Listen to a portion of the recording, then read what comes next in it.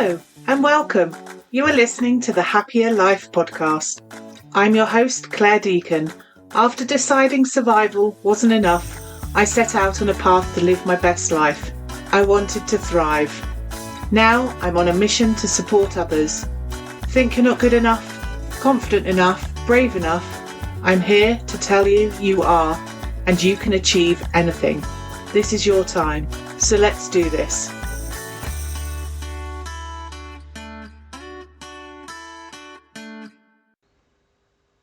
Hello and welcome back to the Happier Life podcast. This week I am going to be talking about why we fail at keeping our New Year's resolutions. Obviously I'm relating it to the new year, as it is that time of year when I'm recording, and it's that time when many of us choose to make changes in our lives, to set intentions and enter a new regime.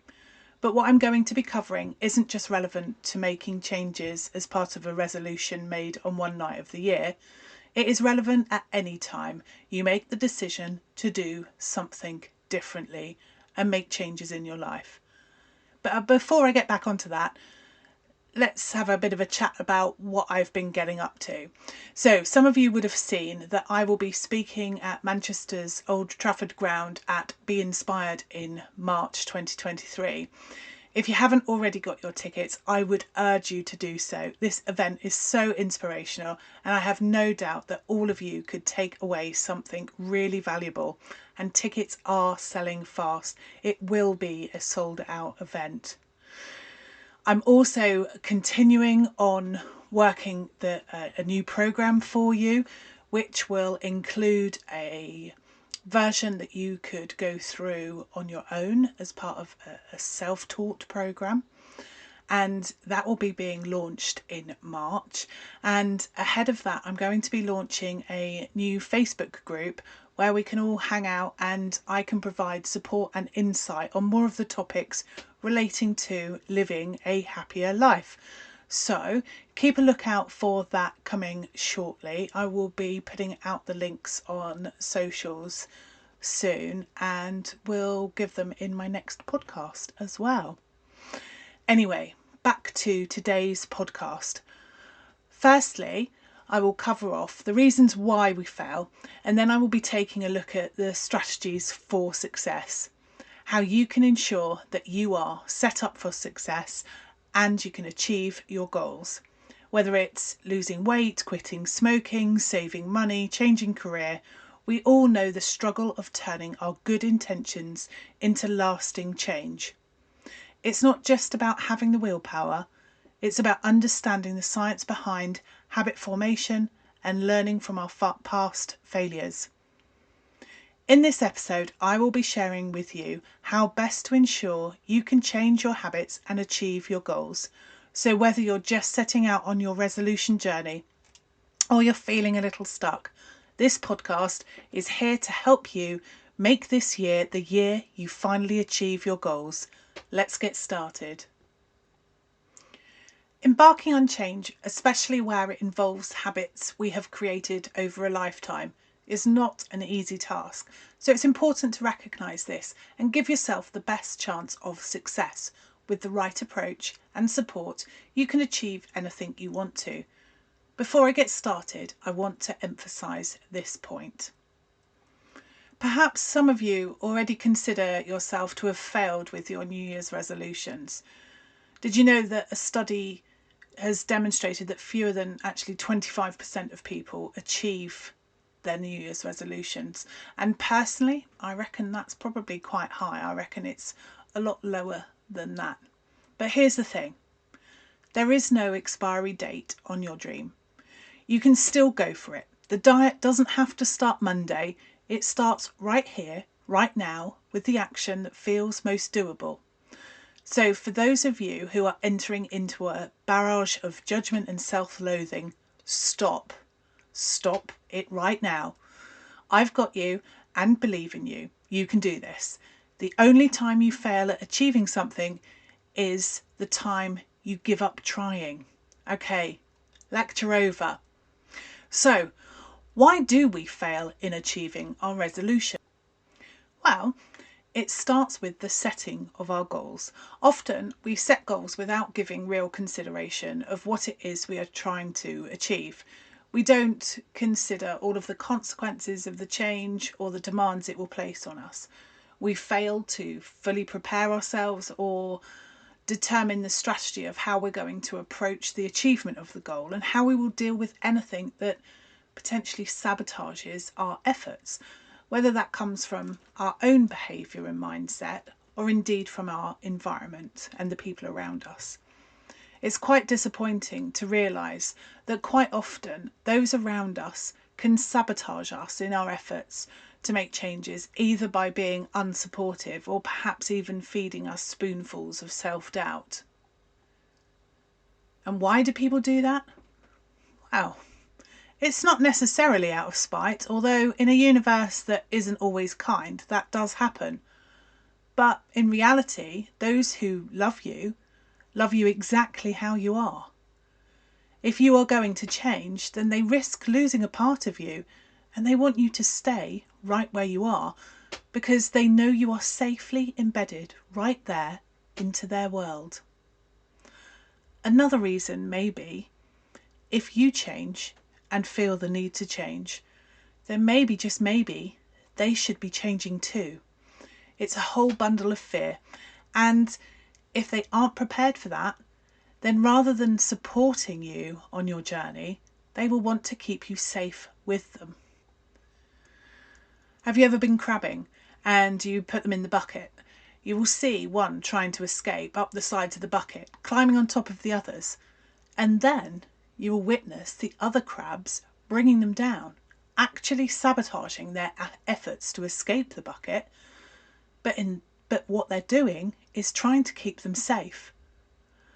Not only is it important that the people around you are not trying to sabotage you, but making these changes also requires positive support and indeed someone to hold you accountable. Personally, I have a support network of different individuals who hold me accountable for the different aspects of my life. One area I have stepped up to change this year is my health and my desire to lose weight. Now, this is something I have battled with since I was at primary school. I've tried on many occasions, but inevitably I have failed. Apart from one occasion, I was successful and lost a lot of weight. And the difference that time, well, I had people holding me accountable. Not only did I have my then boyfriend supporting me, but I also sought professional guidance. So that's what I've done this year. I've not got the boyfriend, but I've got the professional help, which is often a lot more helpful and subjective. I didn't decide also just to do this as part of a ritual on New Year's Eve without any thought. I planned and challenged myself as to how I was going to make it possible, how I was going to make those changes, to put my efforts into making sure I had the time and the energy it needs, and most importantly, getting that coach who holds me accountable to what I have committed to as being my goal and the targets that I've set. Not only do many people set out on their journey of change unsure of how they are going to get there, often the goal can also be unrealistic. And the reason for this is because it hasn't really been thought through. In essence, it hasn't really been validated as possible. And when I say possible, I mean in considering the realities of your life and your ability to do what is needed.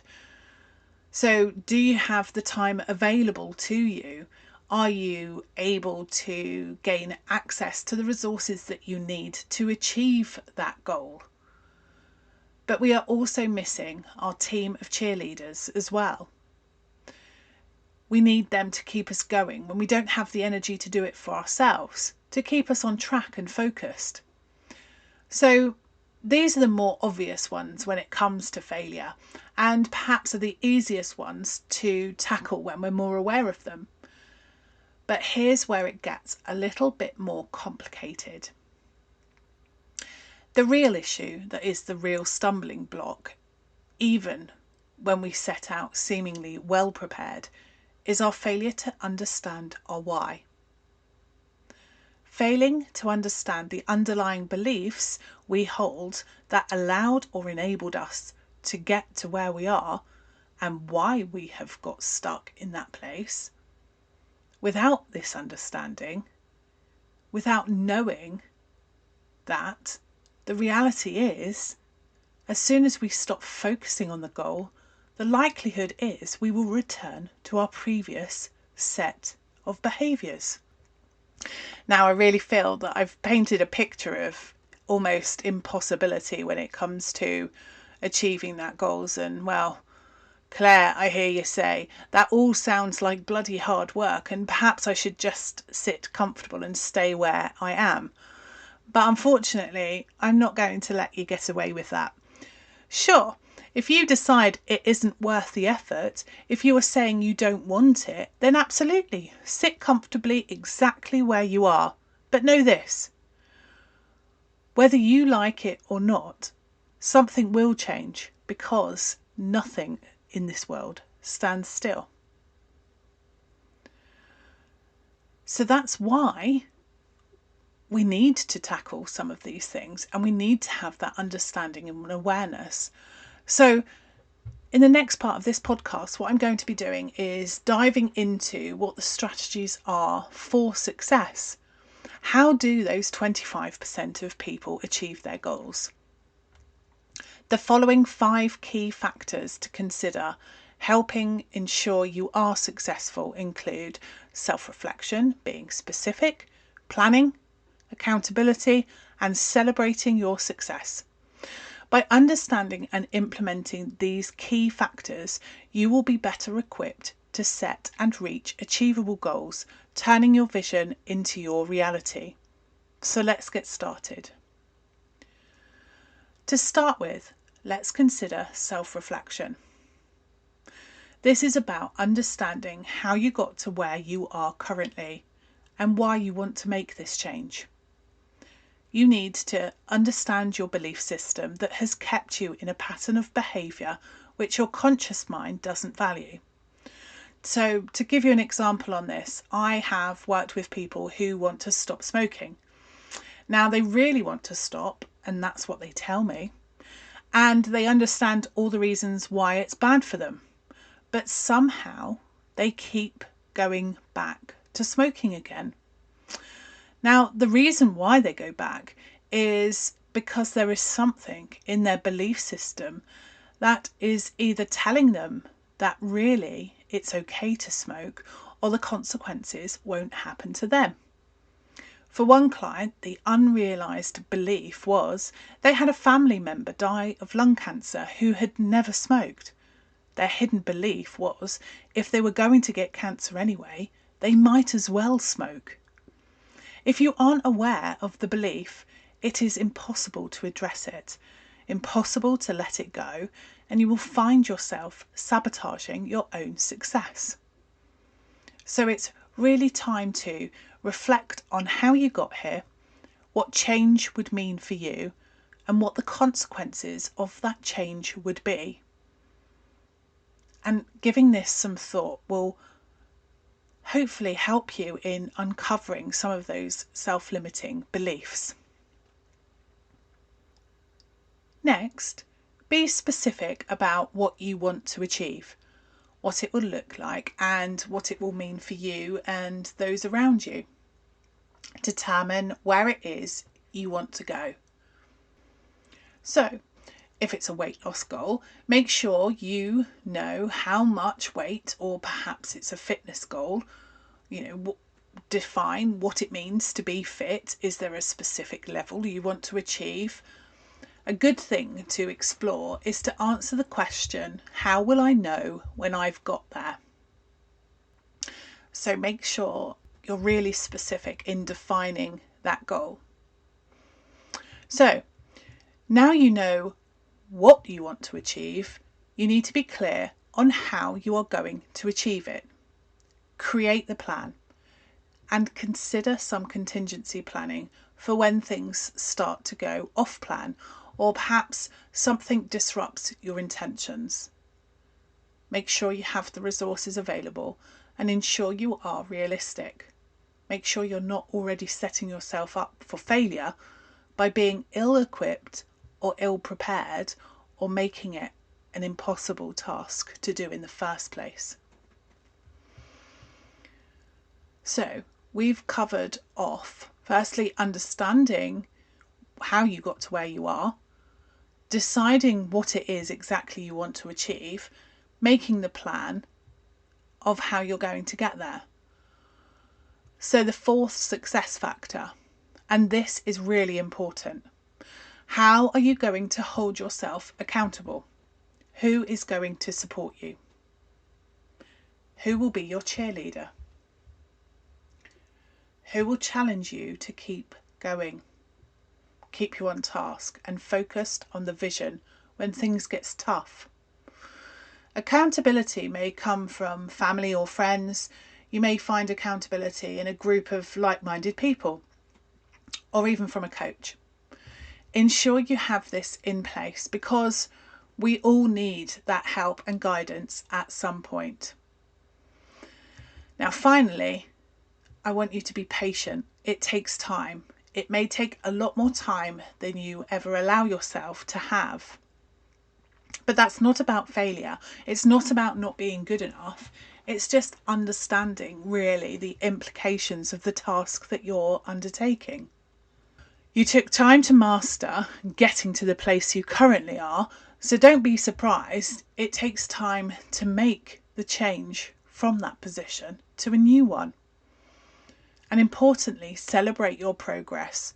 Remember, every step you take forward is another step closer to your goal. At times you may be feeling demotivated. Perhaps you are not quite where you wanted to be. But the most empowering thing is to remember you have taken action and you are on your way. So, in conclusion, the 5 things that you need to consider. Firstly, self-reflection, being specific about your goals, making the plan, and ensuring you have something that holds you accountable, and celebrate your successes. These are all key factors in achieving your goals. It's important to reflect on your progress and remember, it's not easy, but you are doing your best. Remember to be kind to yourself and don't give up if you face setbacks. I hope you have enjoyed this episode. If you have any questions, please don't hesitate to get in contact. Details are in the show notes. Thank you for listening and let me know how you are getting on with those New Year's resolutions. What goals are you on your way to achieving? And let me know if I can help you get unstuck or support you in providing you with some accountability. Thank you and good luck on your journey with the happier life. If you've enjoyed this episode, ensure you hit subscribe, head on over to my website happiercoach.com, sign up for the weekly newsletter and let me support you in living a happier life. I'm your host, Claire Deacon. Thank you for listening. Have a fabulous day.